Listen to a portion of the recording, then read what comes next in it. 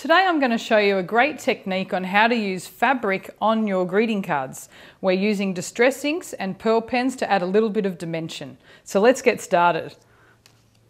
The first thing what we need is a piece of muslin. Now this is just the cheap muslin that you can buy at your fabric store, and I've just cut it down to approximately the size that you'll need for the front of your card here.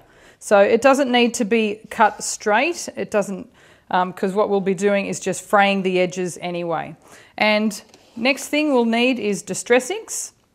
I'm just using some of the lighter colours here. So I've just gone with a bit of mustard seed, barn door and rusty hinge. Now I'm just using an ink blending tool. This is a tool that has some foam on the bottom of it. I'm using this to blend the inks onto the muslin. So just opening up one of the inks, just rubbing the ink blending tool onto your distress ink pad and just starting on the fabric and working your way out. Now you'll see here with the fabric, as I'm working my way out, it's fraying those edges just beautifully. So I'm starting with the lightest colour of distress inks, and just to add a little bit of more interest. If you want to stick with just the one colour, by all means, that can be the end there, but I always like to throw in a few extra colours, and I'm just going to lightly do that. You don't want to go over the top of the whole background. Just want to add a little bit of extra stuff. So a bit of rusty hinge there, and then we'll add a bit of barn door. Now you'll notice I'm using 3 different blending tools. You don't need to do that. The blending tool, the foam does come off, and then you can stick a new piece of foam depending on what colour you want to use. But just for the show and just to make things quick, I'm just using 3 different ones that are already prepared. So I'm just adding a little bit of red now, and I'm just using that just around the edges, just to make that a little bit darker. Okay, so once you're happy with your coloured fabric, that's good to go and ready to use on your card. Okay, so our next step, what I'm going to do now is I'm going to stamp onto our muslin.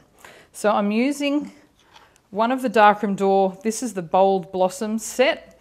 When you're stamping onto fabric, you want to make sure you're using a design that is quite, not too solid, but not too detailed. Because if you use anything too detailed, the detail may not show up onto the fabric because the fabric already has a texture. So I'm using one of the flowers from the Bold Blossom stamp set. And usually with flowers, you can always recognise that it's a flower. So that's one of the great stamps that you can use. Now, inking onto the flower. The ink that I'm using is an archival ink. It's an oil-based ink, so it'll dry really easily onto the fabric.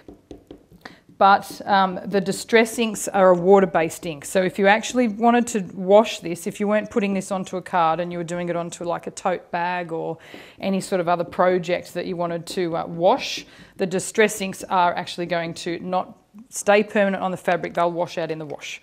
So the distress inks are only for projects that are not going to go in your washing machine, just for cards.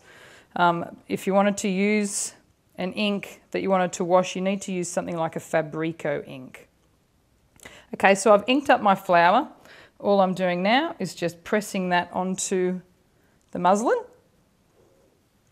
You don't need to press too hard, and then just lift that off, and there you now have your stamped piece of fabric.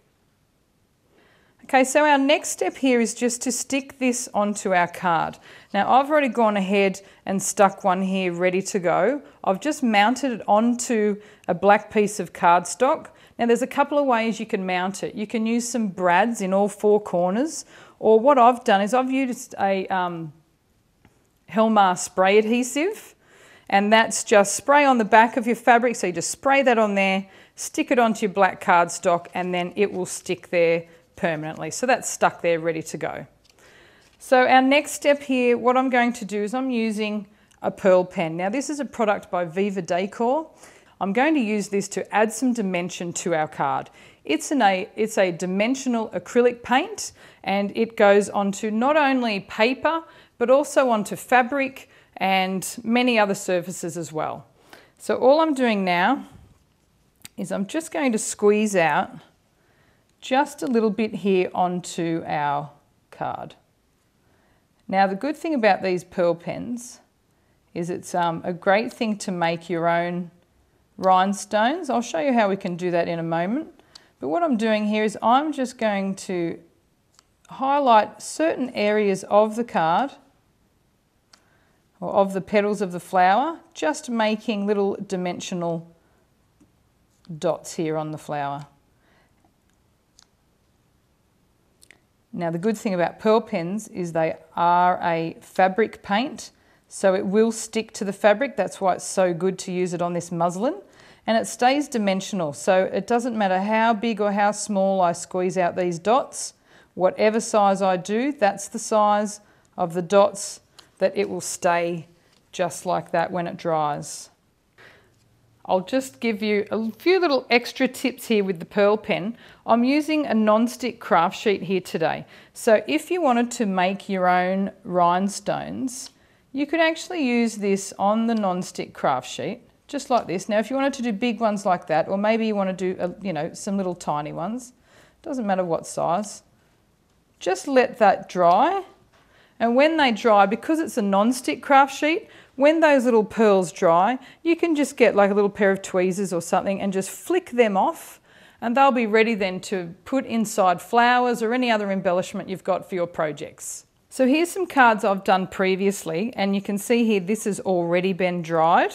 And these are just using different colours. Pearl pen comes in 24 different colours, so there's usually a colour that will match all of your projects. And depending on the flower, it just depends on where you want to highlight. So all I've done there is just wrapped a little bit of ribbon around, added a little stamped tag, and then your card is done. I hope that technique inspired you. Thanks for watching, and I'll see you on the next show.